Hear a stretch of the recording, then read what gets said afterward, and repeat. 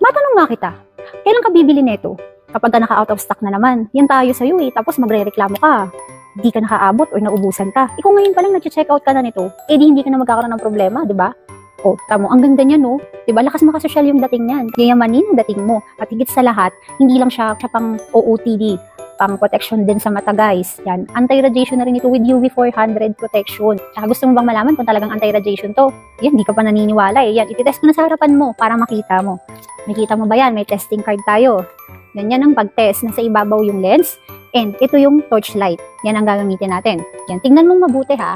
Ayan, nagkaroon ng spot, diba? Nagkakaroon ng spot yung hindi nahaharangan ng lens. Ibig sabihin, ito yung nagre-represent sa mga harmful blue light na pwede nating makuha sa paggamit ng gadgets, ng cellphone, panonood ng TV, and even yung mga UV rays galing sa sunlight kapag tayo ay lumalabas na nakaka-affect sa ating mata. At tingnan mo naman, pag tines naman natin siya na nasa ibabaw ng lens. O, diba? Hindi tumatagos yung ilaw. Pansin mo, hindi nagkakaroon ng spot. Ito, tingnan mo ha. Yan.